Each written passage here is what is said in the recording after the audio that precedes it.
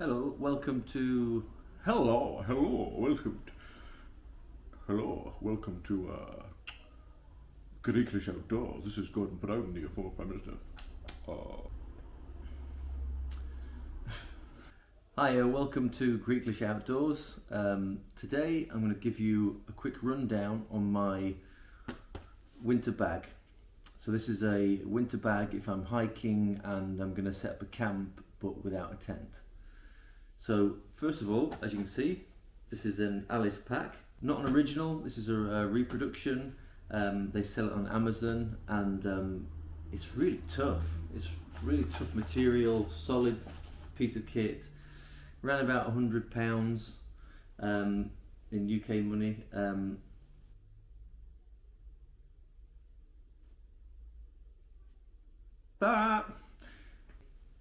So not too bad for a heavy duty rucksack. It's got 5 pockets on the front and a thin pocket at the back inside and a huge internal compartment as well. Yeah, the Alice pack has got some of these, it uses these like clip buttons to clip close the pouches. I prefer a quick release buckle, to be honest, which probably will get fitted in the future. Same with these long straps on the front. Go all the way from the top down to underneath here, and you have to thread them through to actually tighten them up. It's quite inconvenient. They're not always tight enough to stay secure. But Dragon Outdoors, he has done quite a lot of modifications to his Alice pack over the years. I will leave a link down below to his channel. Cool guy, lots of really interesting mods he's done to his pack. Right, now let's get into mine. Right, then on the side of the pack, I've got my Fiskars Hatchet. This is the X10. Used it on a previous video. Give it some hammer already, and it works really, really well. It came really sharp, and it's really, really tough, and really good value also. On the back of the Alice pack, as you can see here, I've actually put an extra seat pad for comfort on the back, and I've tied it to the actual frame with these bungee cords. Just adds a little bit more protection to your back. It's all quite a lot of metal on the frame here that you can dig into a little bit, and also of course it can be an emergency seat pad as well if I need it to be. On the other side here I've got my Mora Companion Heavy Duty. Really cool knife, works really well. Again, arrived razor sharp, and it's basically as tough as booze. For the money, you can't really beat one of these Mora knives. They're really, really cool. Right, let's dig into what's inside the pocket, shall we? So, first pocket on this side.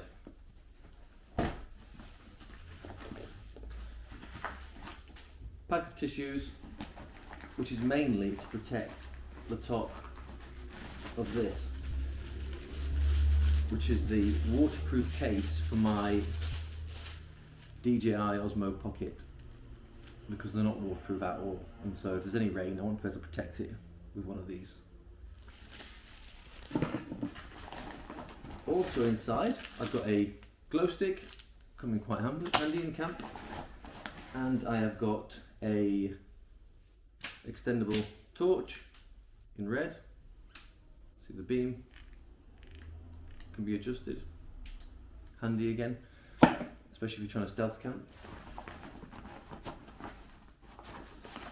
And also a hanging lantern, which is for the inside of a tent or whatever. If you want to put a tarp up, you can hang it down there as well. Right, second pouch. It contains a few toiletries and things in there, toothpaste, etc. I have my waterproof cover, which goes over the Alice pack really, really well. And because I live near the mountains, and the mountains here in Greece do have wolves, wild boar, some wild dogs, just for security, I have my Glock Replica air pistol. Fires 4mm steel BBs. It's not going to kill any of those animals, but it is loud, and hopefully it would frighten them off and keep them away from me. if they decide to come near camp. The next pouch, black bin bag, really useful. These are not only for obviously putting your rubbish in, but you can fill these up with leaves, make it into a kind of a pillow or a makeshift mattress. You can actually get inside it for like an emergency sleeping bag, and even make an emergency shelter above you as well with these. So really handy to keep one of these with you. Next is my headlamp. I need to change the batteries. Secondly, I've got my leather fire starting pouch, which has got various different items in it, which I'll probably do a review in the future. Next pouch on the Alice back, a small trowel for when you need to do your business so you can bury it. Leave no trace. An emergency brightly coloured mylar blanket, really useful again to have one of these for an emergency. And I have a Mora. This is a Mora Basic limited edition 2020, I think this one is. Razor sharp out of the teeth. And the final pouch has just got a steel water bottle filled with water. Again, I keep water in it on the way. I'll probably have another flask with me of water when I go up to the mountains, but I can actually collect water in this and boil it on the fire and to sterilise it. I also in my bag always have water purification tablets, but it's always handy to have a steel bottle. On top here I keep just a basic foam pad, foldable pad. I can use it to kneel on so I don't get my knees wet when I'm on the ground. I can also use it as a makeshift pillow, so really handy. First thing in the top of the backpack is a poncho. Again, I usually carry a few base layers and the jacket. The jacket that I have, although warm, it's not exactly waterproof, so really handy to have a poncho. Again, you can actually use this as a makeshift shelter. You can use it as a ground tarp, so multi-purpose. I then have my camera case where I keep my camera accessories. I've got my power bank, my Anker power bank on the back of it, which will charge my camera and phone 3 or 4 times. Next here, this is my food bag. So in here I've got my titanium spork. I've got a couple of MRE meals or freeze-dried meals. I have a spare spoon, again a lighter in here, coffees, teas, all that sort of things, some jam, lots of things with high energy to keep you going in a winter camp. Now as a sleeping pad, as you've probably seen before on some of my videos, I've got the Climate Insulated Static V. This is probably the best sleeping pad I've ever had.